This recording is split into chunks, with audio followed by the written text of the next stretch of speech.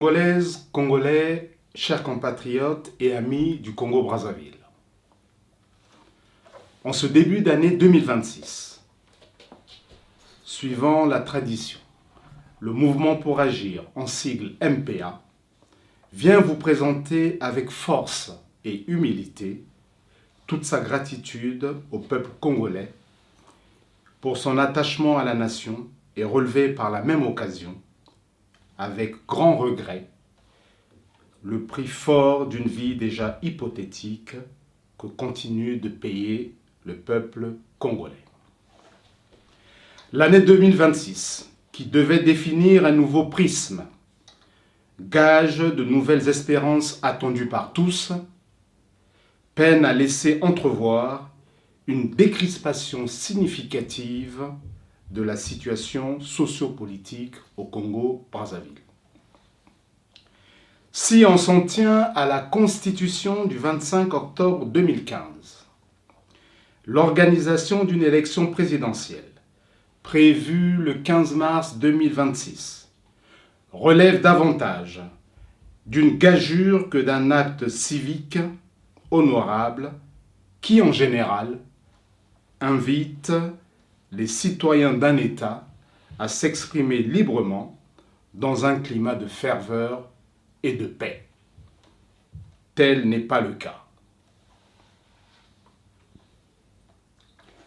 La Direction générale de la sécurité présidentielle, suivant les instructions de M. Sassou, ne cesse de commettre davantage d'exactions, d'actes d'intimidation et d'abomination sur toute l'étendue du territoire, notamment à Brazzaville, Pointe-Noire, Dolisie et plus récemment encore à Mindouli, dans le département du Poudre.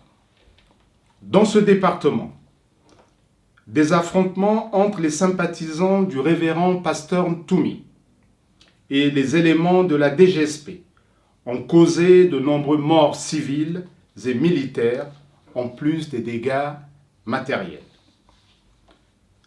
Leur nombre reste à ce jour gardé secret pour éviter que soit mise en évidence la monstruosité des événements. Toutes ces dérives sont l'œuvre émanant de la DGSP qui s'arroge toutes les prérogatives de la police, la gendarmerie et l'armée républicaine. Elle en porte seule l'entière responsabilité. Cela montre à suffisance l'outrecuidance de ce soi-disant corps d'élite qui ne garantit nullement le déroulement d'une élection apaisée. Depuis plus de 40 ans de règne sans partage, M. Sassou et l'État PCT ont inexorablement enfoncé le pays dans les profondeurs abyssales de la paupérisation dans tous les secteurs vitaux de l'État. Les antivaleurs sont devenus un mode de gouvernance. Congolaises, Congolais, chers compatriotes et amis du Congo-Brazzaville, tel un mirage, l'année 2025 s'est écoulée par-dessus nos têtes à l'image d'un objet volant non identifié. Cependant, nous pouvons relever qu'elle avait été retenue par les tenants du pouvoir comme l'année de l'émergence, mais paradoxalement, le pays s'est davantage enlisé. C'est la banqueroute sur le plan économique et le Congo croule sous une dette colossale qui avoisine plus de 90% du PIB, hypothéquant ainsi l'avenir du Congo.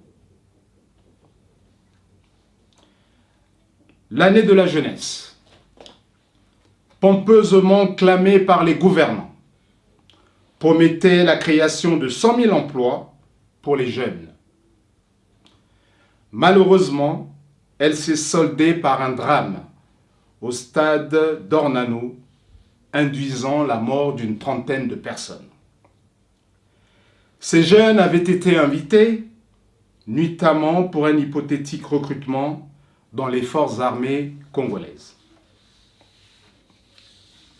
Cette situation imprévue a révélé l'incompétence et le sadisme criard de ce pouvoir politique moribond.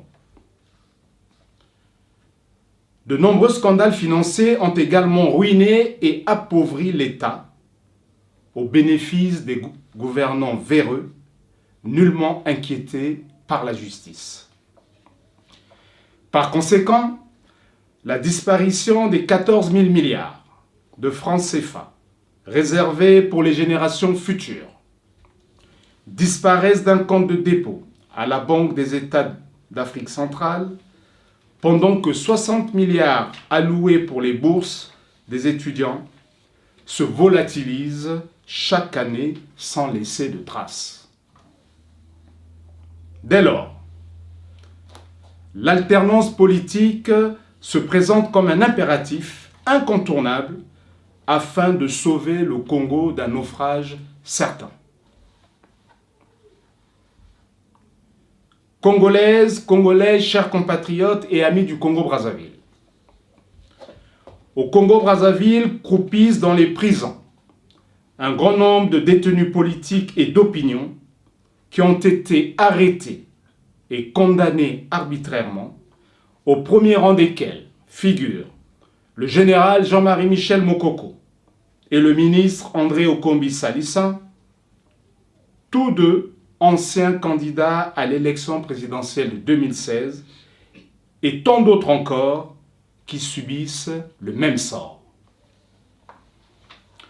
Monsieur Sassou et l'État PCT nous parlent de paix chèrement acquise, pendant que s'entassent des détenus politiques et d'opinion dans leur géole. Ils n'ont jamais initié une démarche visant à prendre une loi d'amnistie pour quérir et garantir une paix sociable visant à apaiser, rassurer et rassembler le peuple congolais. Des menaces et enlèvements suivis d'assassinats, tels vécus dans les cas de Régis Batola, Augustin Kalakala, Luce Bénédicte Gongwe, Lassi Bouiti, Maître Ben Kaben et bien d'autres ont fortement perturbé la paix, sans oublier le décès inopiné par empoisonnement au Congo-Brazzaville, la veille du premier tour de l'élection présidentielle de mars 2021, de l'illustre candidat Guy Brice Parfait Kolela. Est-ce raisonnable de la part des tenants du pouvoir de revendiquer une paix, dit-on, chèrement acquise en pareilles circonstances? La libération des détenus politiques s'impose actuellement comme un préalable non négociable qui permettra de décrisper la situation sociale, économique et politique du Congo. Congolaises, Congolais, chers compatriotes et amis du Congo-Brazzaville, le temps qui nous est imparti d'ici le mois de mars 2026 s'effiloche rapidement au fil des jours dans une atmosphère sombre et semée de doutes. Pouvons-nous, en toute sincérité et logique, organiser la tenue d'une élection présidentielle libre, transparente, crédible et équitable, sans préalable? Le peuple congolais a eu sa dose de simulacre depuis les échéances de 2002, 2009, 2016 et 2021. Plus jamais ça. Congolaises, Congolais, chers compatriotes et amis du Congo-Brazzaville, le temps du devoir citoyen et patriotique a sonné. Pour toutes ces raisons évoquées supra, le peuple congolais ne peut plus se lever pour accompagner l'unique, le seul et l'éternel candidat du parti au pouvoir. à tous ces hommes politiques qui se présenteront comme candidats à cette mascarade d'élection présidentielle de mars 2026. Le mouvement pour agir et le peuple congolais dans son ensemble les invite à exiger des préalables pour ne pas être considérés comme des turiféraires et traites à la nation. Je répète, à tous les hommes politiques qui se présenteront comme candidats à cette mascarade d'élection présidentielle de mars 2026, le mouvement pour agir et le peuple congolais dans son ensemble les invite à exiger des préalables pour ne pas être considérés comme des turiféraires et traites à la nation congolaise. Congolaises, Congolais, chers compatriotes et amis du Congo-Brazzaville, l'histoire du Congo a été profondément marquée par les pères fondateurs qui ont œuvré pour la paix avec une conscience morale d'appartenance à une nation, une et indivisible, dont la mémoire continue d'inspirer la quête de justice, de réconciliation et de dignité. Cet héritage semble malencontreusement hors d'atteinte des objectifs escomptés.